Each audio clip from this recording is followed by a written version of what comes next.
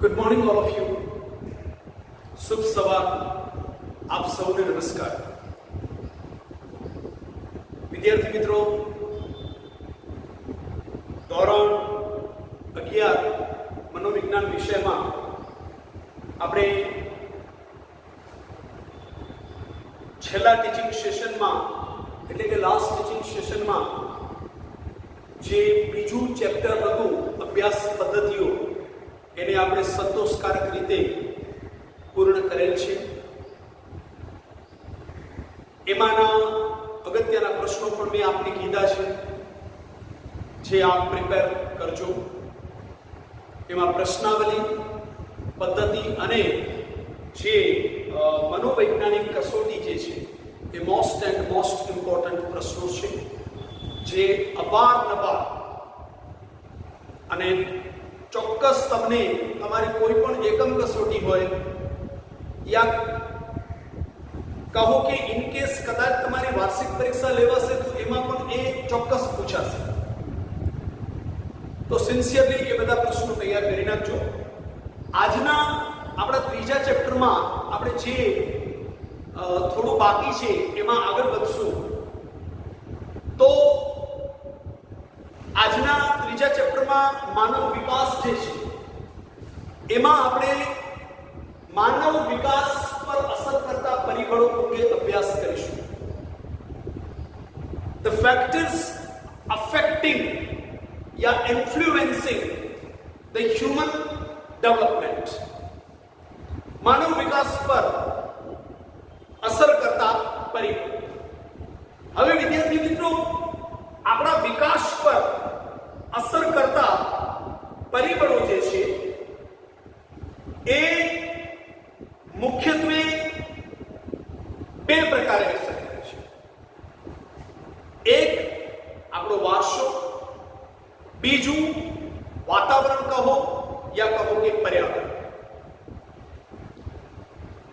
વિદ્યાર્થી મિત્રો, આપણા વિકાસમાં, આપણા જીવન વિકાસમાં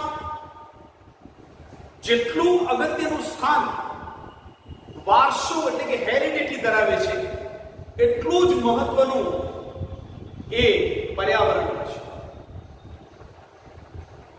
વારસો ગમે તેટલું ઉચ્ચ કક્ષાનો મળ્યો હોય, પરંતુ જો પર્યાવરણ યા વાતાવરણ એ યોગ્ય નહીં મળે તો વ્યક્તિત્વનો વિકાસ જે છે એ યોગ્ય રીતે નહીં થાય. તેથી ઉલટું વિરુદ્ધ કે કદાચ માની લો કે વારસો જે છે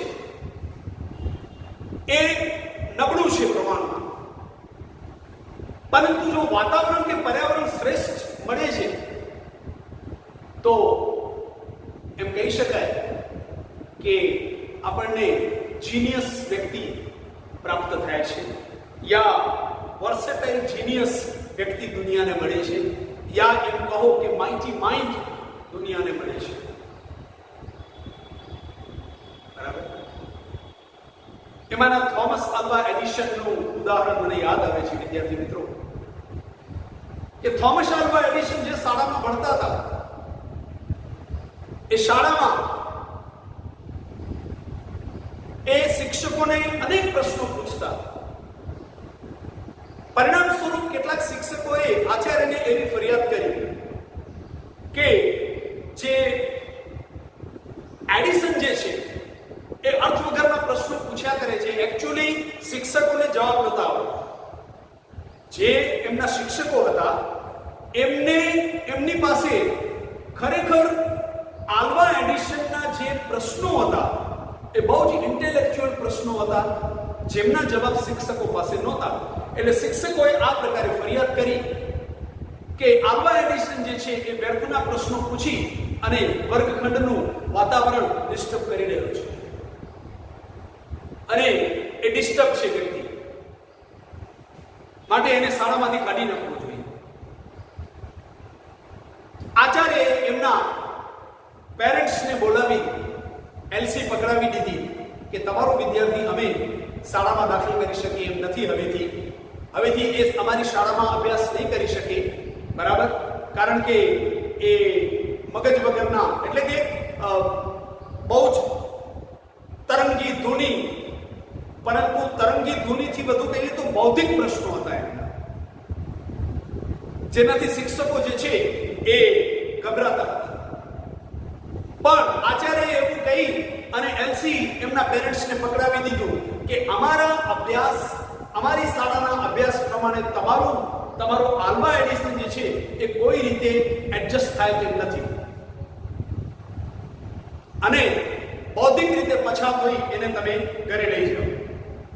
આવું મેં વિદ્યાર્થી મિત્રો વાંચેલું છે, સાંભળેલું છે, જે હું તમને કહું છું.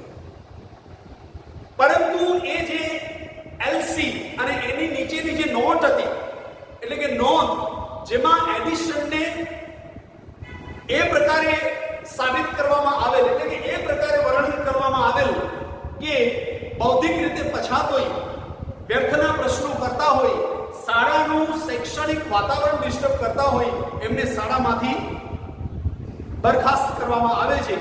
એ એલસી અને એ નોટ વાળું કાગળિયું થોમસ આલ્વા એડિશનના જે માતા, એમણે એક, જેને કહીએ કે મંજૂસ પેટી જેને આપણે કહીએ એમાં મૂકી દીધું, અને એ બાબતે એડિશનને ક્યારેય કોઈ પ્રશ્ન કર્યો નહીં. ઉલટું એમણે પોઝિટિવલી એડિશનને એવું વાતાવરણ પૂરું પાડ્યું, અને ઘરે જ એમનો શિક્ષણનો પ્રારંભ થયો. અને વિદ્યાર્થી મિત્રો, બાકી ઇતિહાસ જાણે છે કે આ એ જ થોમસ આલ્વા એડિશન જેમણે ઇલેક્ટ્રિક બલ્બની શોધ વિશ્વને આપી. હવે બન્યું એવું કે સમય જતા એમની માતાનું અવસાન થયું, માતા દુનિયામાં ન રહ્યા.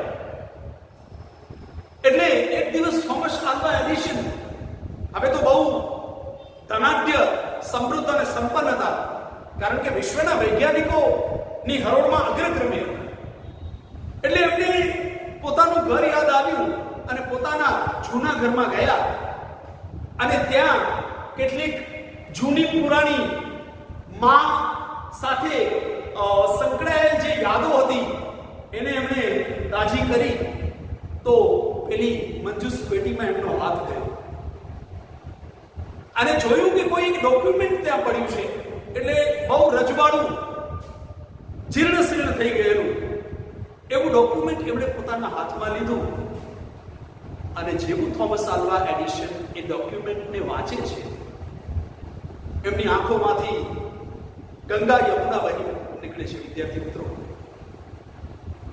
એટલા માટે કે મારી માં કેટલી મહાન છે, મારી માં ધન્ય છે, મારી માને કોટી કોટી વંદન છે, મારી માને કે જેણે મને એવું વાતાવરણ પૂરું પાડ્યું, એવું શિક્ષણ આપ્યું કે હું મારી અંદરનું જે વૈજ્ઞાનિક જે છે એને હું પામી શકું. તો આ ઉદાહરણ મેં એટલા માટે આપ્યું વિદ્યાર્થી મિત્રો કે વાતાવરણ જો શ્રેષ્ઠ પૂરું પાડી દેવામાં આવે ને, તો થોમસ આલ્વા એડિશન તો નો ડાઉટ એ તો શાળામાં અભ્યાસ કરતા ત્યારે જીનિયસ જ હતા, પરંતુ જે તે સમય એમને સમજી ન શક્યા, અને દુનિયાના જીનિયસ જેને કહીએ, versatile genius, intellectual, highly brilliant minds જે હોય છે, એમના જીવનમાં આવું બનવું બહુ સ્વાભાવિક હોય છે કે જે તે સમયની પ્રજા એમને સમજી નથી શકતી. બરાબર? તો આજે આપણે જોઈએ કે વ્યક્તિત્વ વિકાસ પર કયા કયા પરિબળો અસર કરે છે. તો એમાં વિદ્યાર્થી મિત્રો બે પરિબળો મુખ્ય છે. એક છે વારસો, જેને આપણે હેરિડિટી કહીએ છીએ, બરાબર, અને વારસા ઉપરાંત પર્યાવરણ. આ બે પરિબળો જે છે એ અગત્યની અસર વ્યક્તિત્વ વિકાસ પર કરે છે. હવે આપણે પહેલા વાત કરીએ વારસા.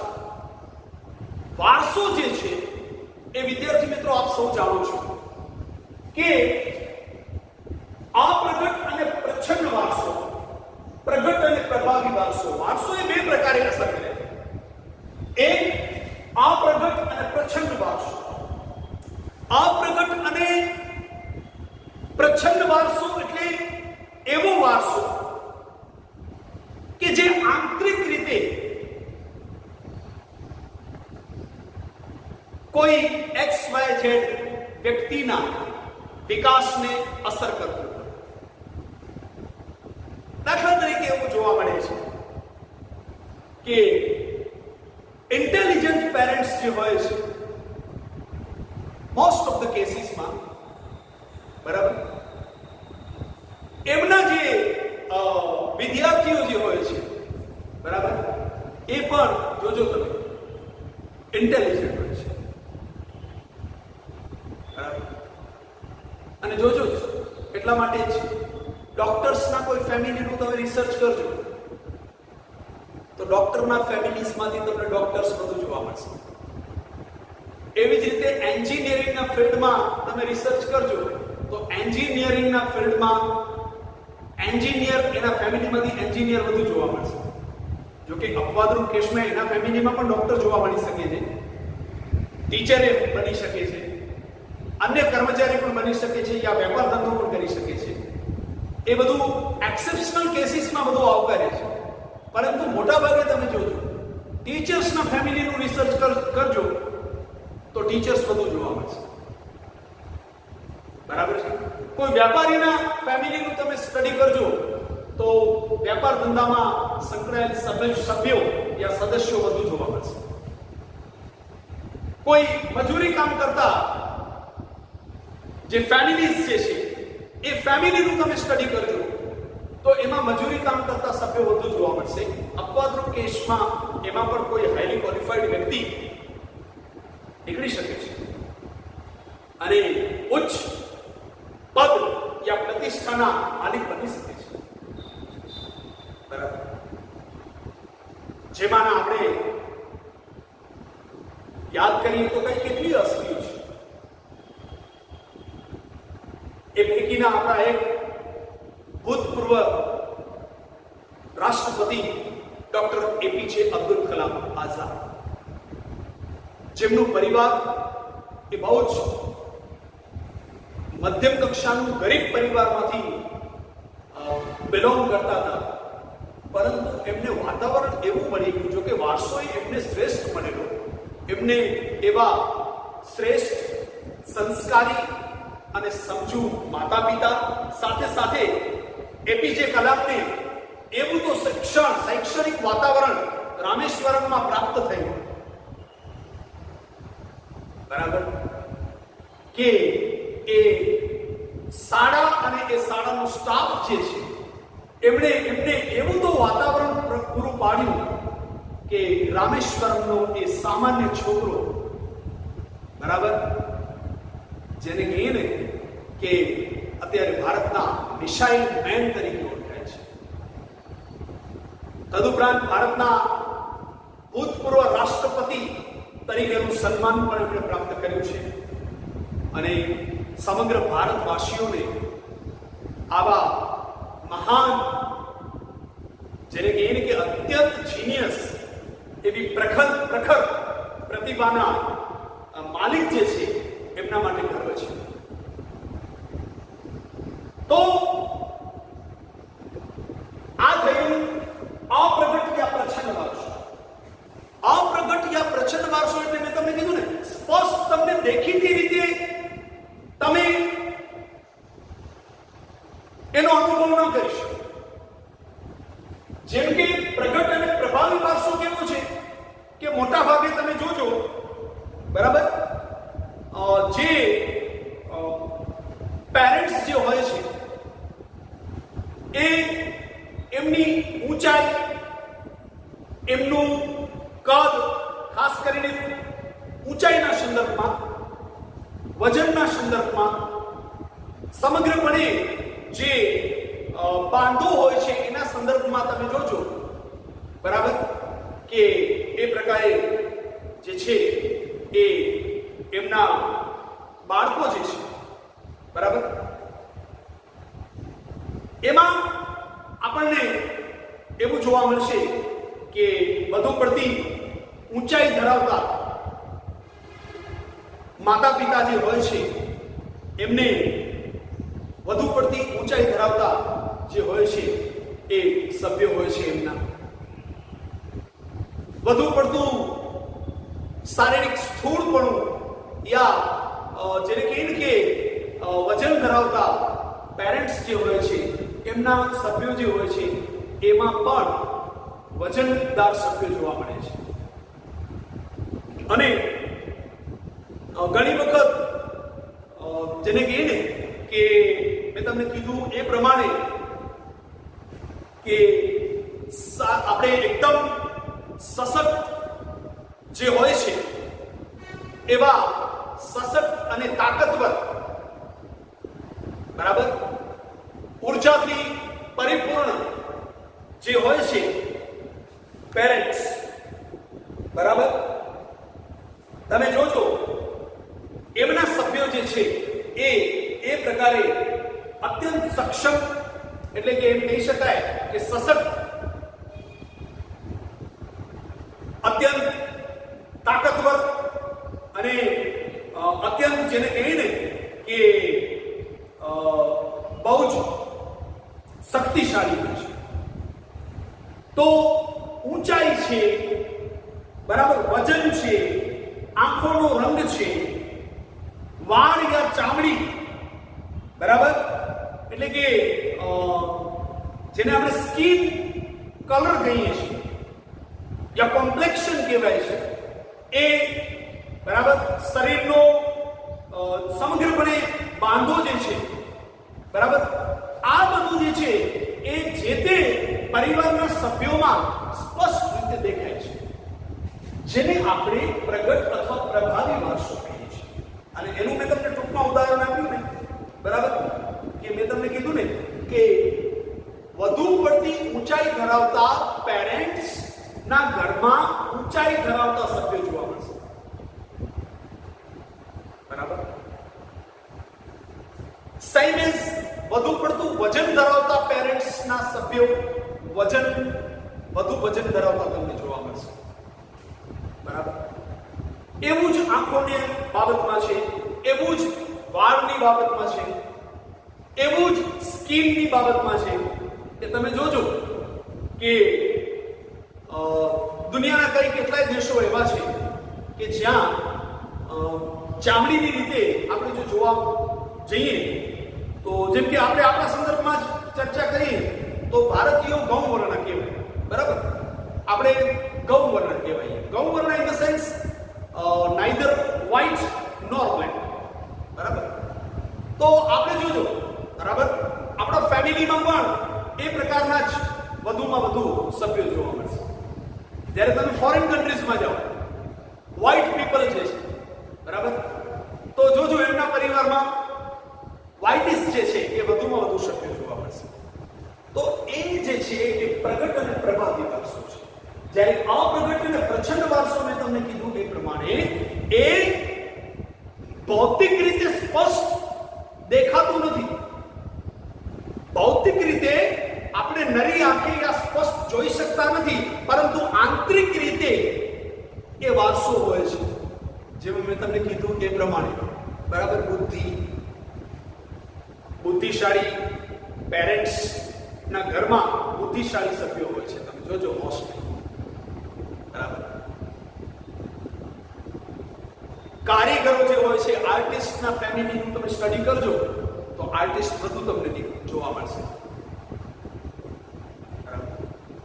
ડોક્ટર્સના ફેમિલીનો અભ્યાસ કરજો તો તમને મેડિકલ સાયન્સમાં એમના સભ્યો બધું જોવા મળશે. એ કેવું છે તો એ અપ્રગટ અને પ્રચંડ વારસો છે, બરાબર છે. માની લો કે જે પેરેન્ટ્સ માનસિક રીતે બહુ નબળા હોય છે, એમના બાળકો જે છે અથવા એમના ઘરના સભ્યોમાં પણ માનસિક રીતે ભાગ્યે જ કોઈક સ્ટ્રોંગ જોવા મળશે, નહીતર મોટા ભાગના સભ્યો જે છે એ માનસિક રીતે નબળા જોવા મળશે. તેથી વિરુદ્ધ માનસિક રીતે સબળ, બરાબર, એવા ફેમિલીની તમે સ્ટડી કરજો. ભલે ને ગરીબ પરિવાર હશે, પરંતુ જો મેન્ટલી સ્ટ્રોંગ હશે તો એમના ઘરમાં જે સભ્યો હશે એ મેન્ટલી બહુ જ સ્ટ્રોંગ હશે. કોઈ પણ પરિસ્થિતિમાં અનુકૂલન સાધી શકવાની યા કોઈ પણ સમસ્યારૂપ પરિસ્થિતિમાં ઉકેલ જે છે એ મેળવવાની ક્ષમતા ધરાવતા હોય છે, જેમને આપણે પ્રેક્ટિકલ કહીએ છીએ. બરાબર? તો આ થયું વાશ. બરાબર?